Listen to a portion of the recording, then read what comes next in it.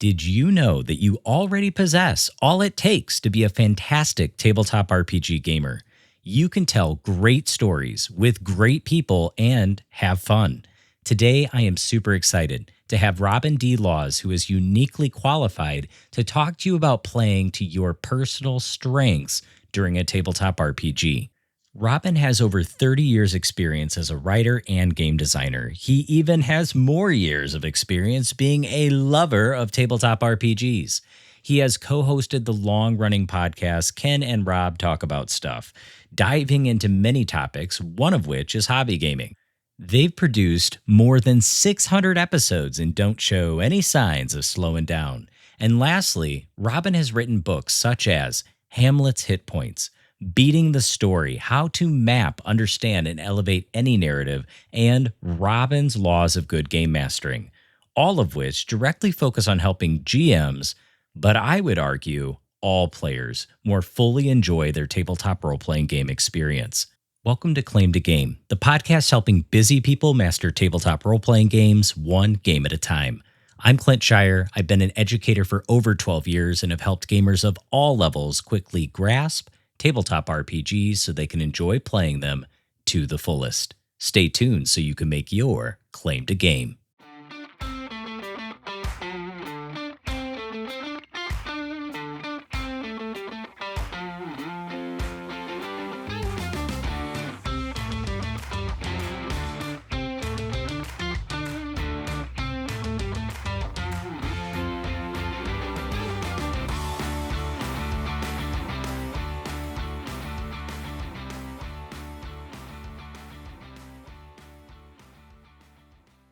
Hey, Robin, glad to have you here today. Thanks for taking the time to be a part of the Claim to Game podcast. You were a no-brainer. When I was thinking of people who could be on this show, I've mentioned you several times in all of the different episodes that we've gone through so far in season one.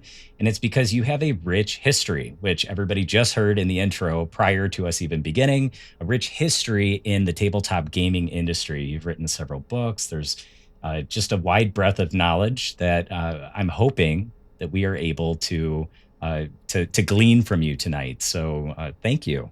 And thanks so much for having me. I really appreciate it. Great. Well, we'll jump right in. The first question is, how does a tabletop RPG gamer play to their strengths during a tabletop RPG game? Well, I'm going to start by saying something very encouraging to everyone listening, which is if you've gone to the trouble to listen to a podcast about how to be a better player, you probably don't need that podcast at all. And the people we really want to encourage to be better players are the ones who it would never occur to them to try and be a better player. So the fact that you're diving in and trying to do it means that you're already probably an advanced player, and you may be looking for the super duper extra tips on top. And hopefully we can delve into that a bit today. And maybe you can be a role model and provide inspiration for the players in your group who are perhaps just sort of showing up and not really thinking about it, and maybe not even putting in the full amount of effort that they could. Yeah, I believe in one of your games, it was like the social gamer, or one of your books, you mentioned the social gamer, the person that just likes to be with other people. There's the casual gamer casual. is the title I use for that in Robin's Laws of Good Game Mastering, and have used elsewhere. And that's the person who, they're there to hang out with their friends. And we're talking about player tips on this podcast, but for the GM, the trick with the casual player is to let them be the casual player. And, that person may be the one who, they're the ones who make sure that you get quorum, and they show up and they roll the dice when you tell them to, and they're having a good time, but they're not giving you a lot of energy. And in fact, if the GM or other players try to draw them in and get them to do more, they'll just pull back because that's not what they're there for. And so I think the great overall idea that comes from the existence of this player type, and there are other player types as well, is that there are a bunch of reasons why people game, and part of your job as the keener, as the super gung-ho player who wants to sharpen their game, is to realize that not everybody will want to do that. And part of being a really receptive player who's picking up on other people's signals is seeing the signals that people don't want to engage on the same level that you do, and see what they're there for, and try and help the game master supply that to them. So, whether somebody's a casual gamer, whether somebody's super gung ho and they're listening to this because they're the cream of the crop, or just really passionate, I guess there's no cream of the crop here. It's just it's just the crop, the people that actually have. Yes, no player is better than other players except you, the listeners of this podcast, of Yeah, course, that's the right. superior You're the quality elite. players. Yes. But regardless of how long they've been playing or why they're coming to the table, everybody brings their own assets, their own strengths from real life. Even though we're playing make believe, even though we're in an imaginary game doing imaginary things, you bring a piece of yourself to the table.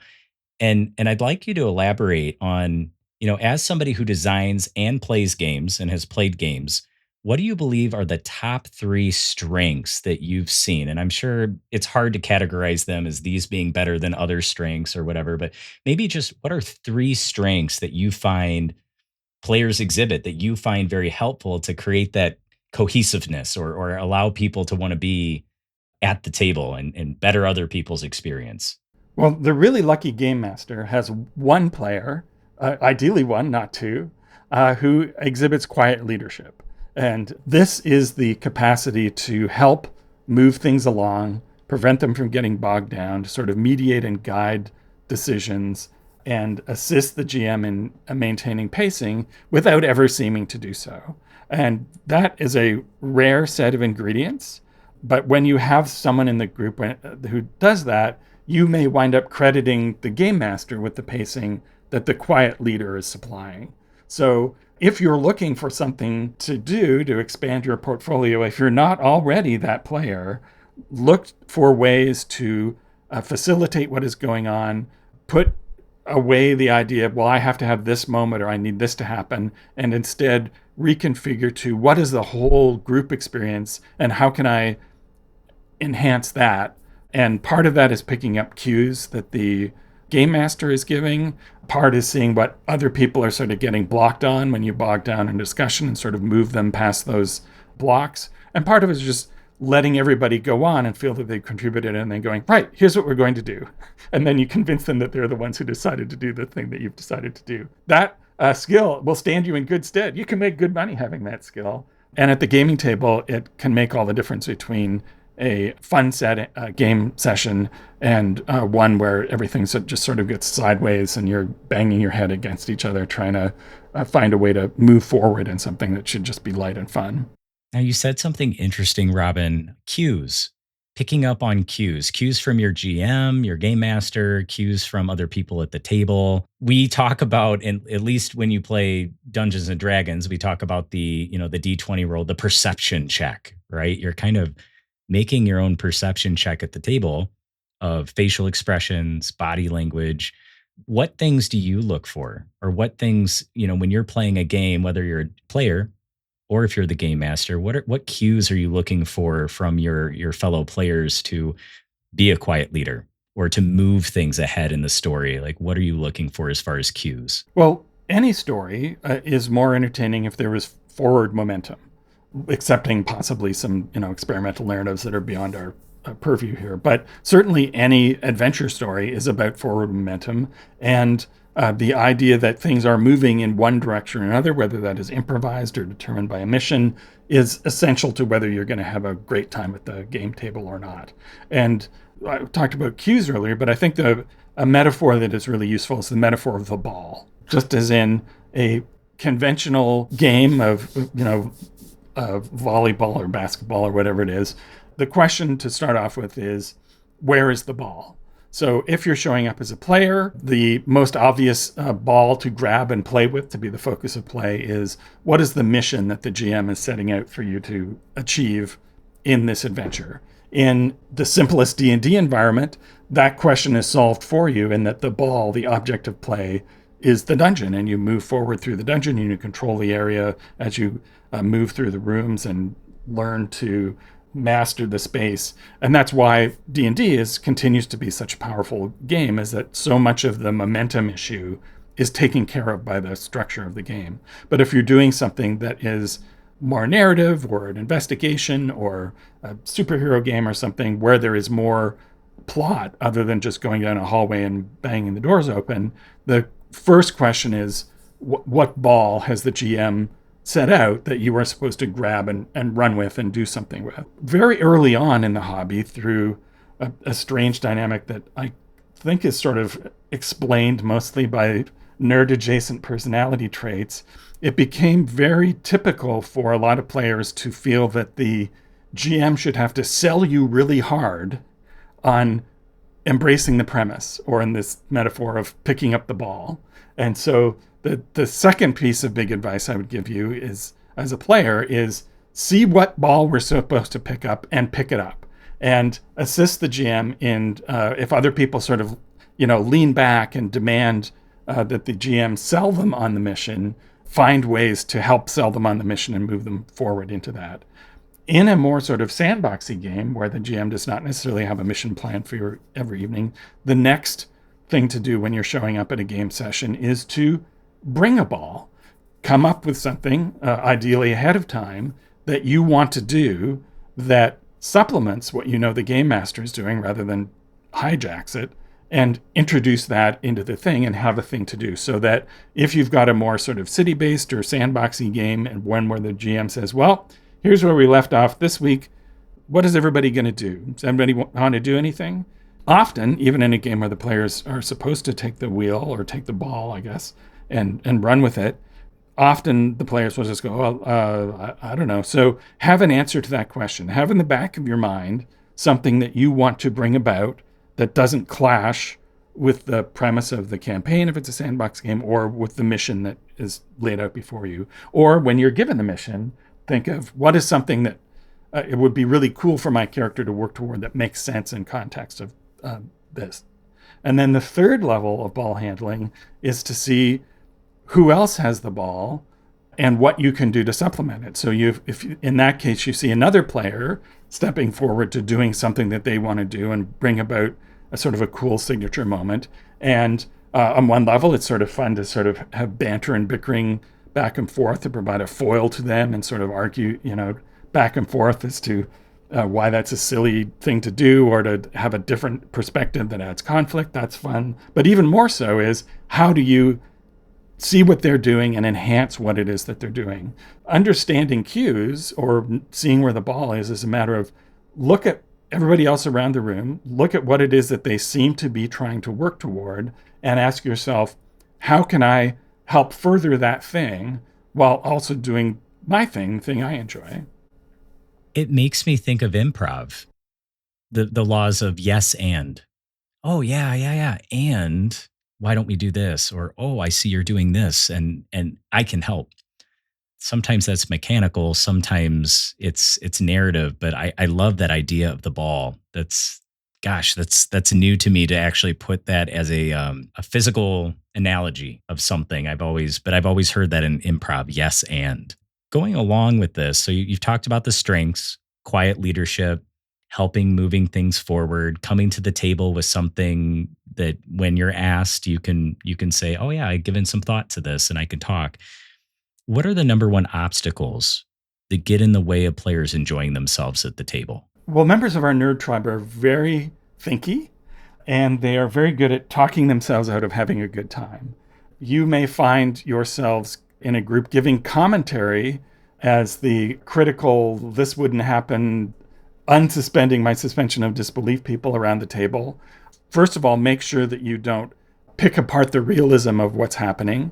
You might be able to enjoy the fact that you're using certain conceits to move the story along, but try not to get bogged down in the outer minutia of the setting if it gets in the way of the story, right? There's a reason in Star Trek why they never give you a star map that lays out the times and distances between all the different planets, which is that in some episodes, you need the characters to get to the Klingon homeworld right away.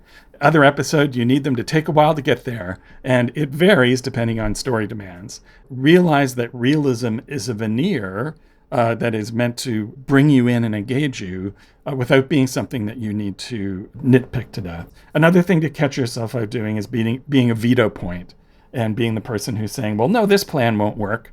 Part of that is you may be applying a real world logic to an adventure genre story, which dies if you apply real world logic to it. Part of it is that, that some people feel empowered by saying no. Those people don't listen to this podcast, I'm sure. Part of when you're in a discussion and things are bogging down and you can't decide what to do, part of that is that people may have radically different expectations of what's happening, and you want to review and look at what all the points are. Part of a discussion and this is mainly when pacing goes awry, is when the GM just hands the pacing reins completely to the players and then there's no leadership. As potentially the quiet leader, look for all of the suggestions that have been put forward. Look at the ones that got shot down immediately, because one of those is probably the obvious thing that the GM expects you to do. Any universe that allows characters to be heroic is one in which the GM will give you a shot of success if you just do something, darn it. Do you have an example of a character you played, or maybe one of your players who was bold that way in a game, like a memory of a game that you played or that somebody else was involved in, and you're just like, yes, you went for it. You went for the impossible task and it paid off. I was in an Elric game at a convention where I got the opportunity to play a ringer. So this was a classic character who, they were along in this mission to visit a prince. The character seems to be a useless upper-class fop. Then when he gets to the palace, he drops the veneer and it turns out, oh no, he's the cold, blunt assassin who's there to kill the prince. If you were just normally to go into that and surprise all the players with a ringer, they might recoil from that. But if I was able to make the fop funny enough and engaging enough that people enjoyed having him around, and then that made it all the bigger shock when this other character turned out to be the real person and started ordering them around and telling them to do things that they didn't necessarily want to do, but they were so gobsmacked, but at the same time entertained, that they went along with it. And so I think that's the trick of making a bold swing work, is to make sure that you're not doing it in spite of all of the other players and what they enjoy, but that you're making sure it's something they enjoy too. And if you do something really big and everybody is freaked out by it, first of all, break character briefly and say, well, do you really want my guy to do this? Because I can adjust. And that's something players rarely do. GMs do it more. But you as a player can always break character and step into authorial mode in order to avoid something weird from happening. It may be a coincidence, but in the rare times I play, I'm usually handed the character sheet of the really evil badass for some reason. There was another Fall of Delta Green game where I was given the sergeant most likely to frag his superior officer. And of course, as soon as an opportunity occurred for that to happen, I said, well, my guy gets out his grenade. And then I stopped and said, so, to the player, Steve, the player playing the officer character, I said, okay, now we can have this go the other way. Do you really want this to happen? And in that case, the player went, oh yeah, blow me up with a grenade. I'll be a ghost for the rest of it. And he was perfectly happy, happier, I think, being the horrible ghost haunting the rest of the squad as the adventure continued. Had the image of Bob Ross. It's a happy little accident getting blown up by a grenade. A few times you've brought up what players are expecting at the table. Some groups will have a session 0 to sort of set those expectations. Like, this is the theme. These are this is a serious game. Like, we're going for epic, or we're going for slapstick comedy here. Like, slip on as many bananas as you want. There's the expectation set before the game happens. Usually it's a whole session in its own, a whole getting together and then coming back later to play the game. That's a little bit harder at a convention, right? You may not have that extra session 0 time. So yeah, if it's a 4-hour slot, your session 0 is 15 minutes. Right. And so the thing there is to, lock in immediately and figure out what you're doing. Now, a lot of that work, of course, in a typical con run is done with pre-gens. When you're playing at a convention and you're handed a character sheet, look for where the ball is on the character sheet. Look at what you're being expected to do by whatever's indicated for you. And it's very common to have things like the character who is a ringer in those things in order to create excitement and make sure something happens between the players. You will, if you have the opportunity to sort of paw through the character sheets, find the one that has the ball that immediately appeals to you, or the thing that you think you can play the best. But one way or the other, ask, what is the request being made of me by this character sheet? Because an analogy I often draw for GMs is that when a player creates a character sheet, that's like their order at a restaurant. They're saying, these are the things that I would like to do and have happen in the course of the campaign. What can we do to, bring these out? And so to flip that on its head as a player, when you're presented with a character sheet, ask yourself, what question is this asking of me? What cue am I being given? What is the ball? And how do I pick it up and be ready to run with it? Now, it's okay if you don't have an example of this, but I'm curious, is there a time where you've seen the ball dropped? The ball was there and completely like either dropped, or the person refused to hold on to the ball, and it like what happened when that occurred, if you have an example? Well, I don't want to bust anybody, so I'll talk in more general Very terms. good. But that kind of premise rejection of refusing to pick up the ball remains super common, and even in playtest reports that I get when getting playtest feedback on scenarios and so forth, we'll quite often have bits where the players just didn't want to do this. They saw where the plot hook was, but they just didn't feel convinced that they should pick it up. I don't know if there's a generational thing where younger players who are raised more on watching actual plays, where the people are coming into it with a lot of improv background or a lot of improv spirit and just naturally pick up the ball. So maybe this is a self-correcting problem over time, but it remains extremely common for players to reject the premise. They're like, you haven't talked me into this hard enough. Whereas I would hope that eventually over time that everybody will have the assumption that my job is to engage with the premise. By engaging with the premise, I can help bend it in a way that I find more interesting, but I'm not a reluctant customer waiting to be sold a car. I'm a participant in a creative process that depends on everybody getting in sync and deciding to do something. And that if there's something you don't want to do, just saying, well, my character wouldn't do that, is an automatic roadblock, right? And everybody's had that happen in a game, and that's not just the character player dropping the ball; it's the player very deliberately, smacking the ball down in the court and walking away. And so, if you feel that impulse, if you feel, well, my character wouldn't do that, or I don't want to have my character do this, instead of just saying no, but my character would do this thing, which also moves the narrative toward the goal in another way that is also interested and active, rather than just having me veto what's going on and waiting for everybody else to petition me for permission to go forward.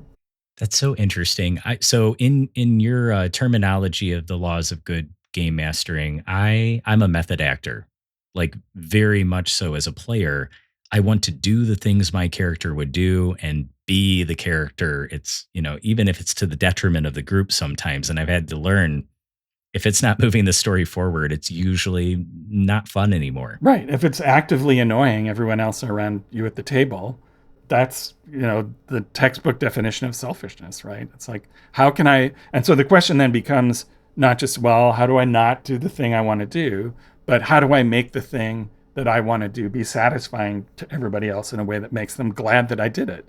Are you adding fun, or are you having fun at everyone's expense? So the classic, sort of, strangely enough, method actors, I don't know if this is true for you, tend to prefer sort of brooding loner characters who kind of want to go off and do things on their own.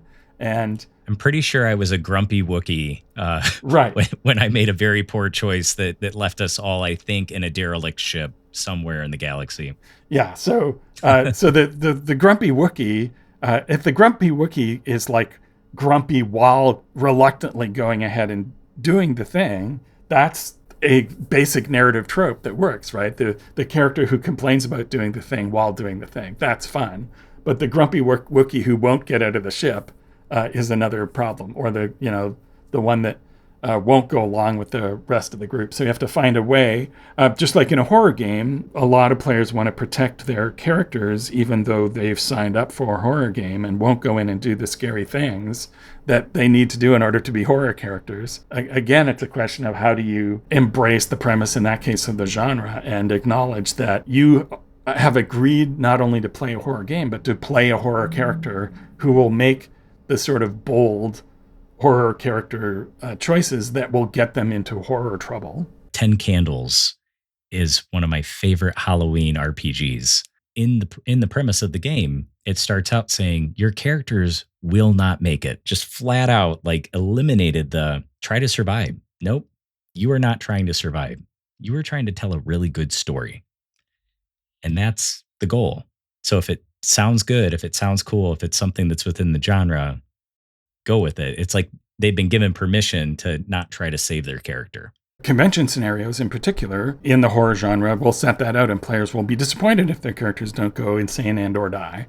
But there are other horror games where it is sort of expected that you will try to keep your character alive and care about them and want them to continue. So you have to balance that in the way that a episode of a horror-based television show would do that. And that's often, I think, a good way. So if you're sort of getting stuck on how do I do this and still play the character I want to play and do the things I want to do, stop for a second and go, well, if this was a movie, if this was the new Star Wars show on Disney Plus, and there was a grumpy Wookiee character, and he was mad and he was on the ship while everybody else went off into the derelict starbase, what would happen in the show? Well, what would happen in the show is relatively quickly, he would show up to stage a surprise rescue. If you tend to make boring choices while you're trying to do the thing you want to do, or refuse to do the thing that you want to do because it seems like your character wouldn't do that, just say, well, what satisfying choice would happen in the TV show of this? And then do that. Is there a game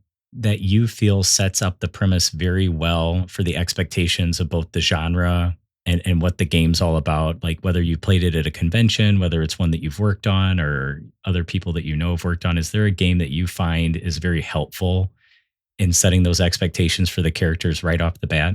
I think most modern games do that because most modern games have, first of all, what's called a core activity where they define, who the characters are and what it is that they do. You are modern agents fighting a secret occult conspiracy, or you are vampires engaged in intrigue and the secret blood-sucking history of your city, or you are roving members of a star fleet going around solving space problems. So most contemporary games do that. Over time, I've designed things into my games that sort of further that. And one of those, for example, in some of the Gumshoe horror games, is to make sure that characters have drives.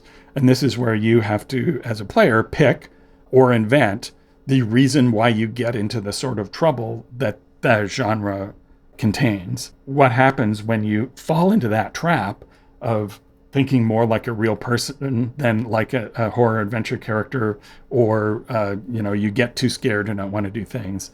The GM can just say, well, actually, you probably do go down into the basement with the skittering spider noises because of your drive. Remind me what your drive is, and then explain why it is that you do that. And so you look at your character. Oh, right, I'm protective of people around me, and they're going to go down, and I guess I have to go down into the spider basement with them. That's a very specific, clear, direct example of a mechanism that's designed to achieve exactly the thing that we're talking about. Have you ever seen a strength that went too far? It's good in itself, but then it went too far and now it's negatively affected the game. I think the phrase I'm using is strength gone astray.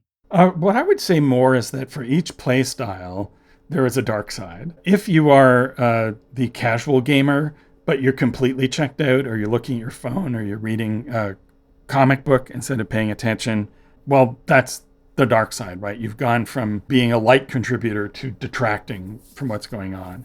If you're a method actor who says, my character wouldn't do that and stops the action, that is the dark side of that character type. If you're a tactician who gets upset whenever conflict occurs that they can't completely derail and prevent interesting things to happen through superior preparation, that's the dark side of that character style. Or the person who shows up and they just want to be the butt kicker. They want to have combats, and that's mostly what they're interested in.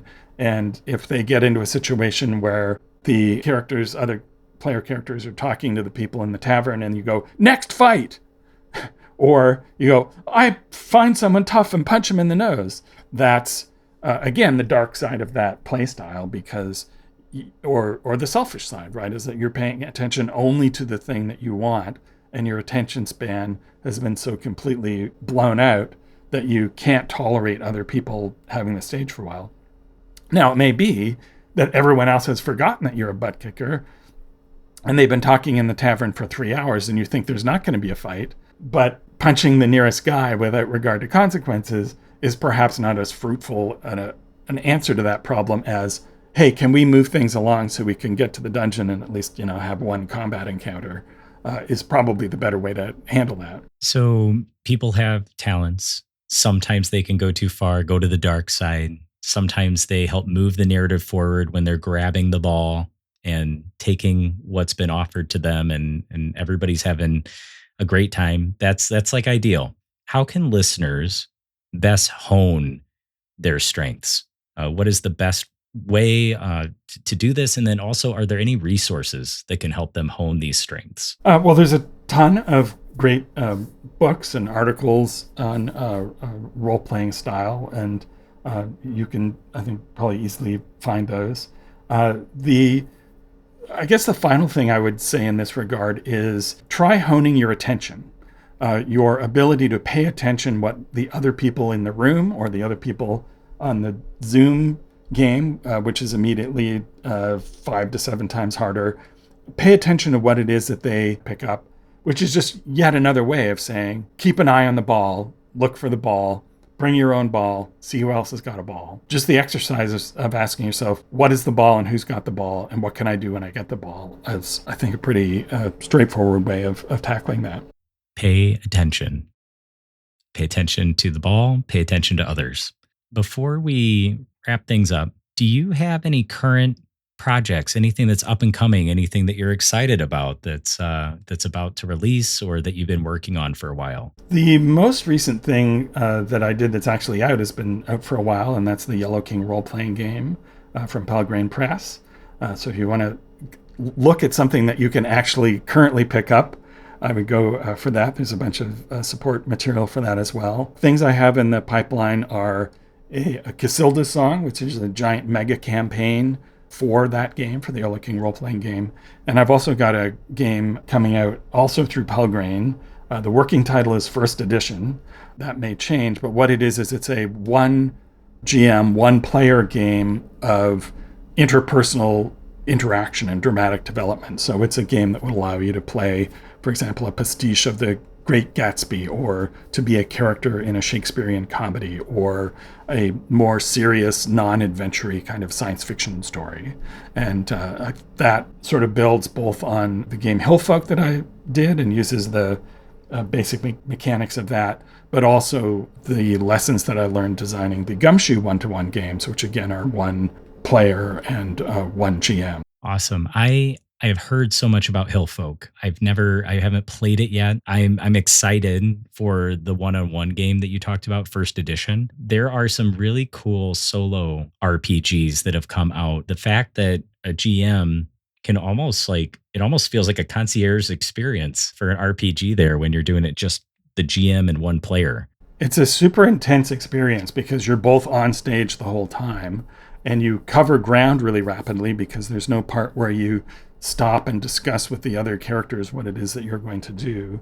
And it creates something that is much more like a novel or a dramatic movie with a single protagonist than people are probably used to from most other role-playing games. Super cool. Robin, where can people find you online? If they want to reach out, obviously they can go look at the materials on Pelgrane Press. You have several books out, ones that I've read myself. Like, where can they find you if they wish to connect or just say hey? You can find me on Bluesky. That's robindlaws.bsky.social.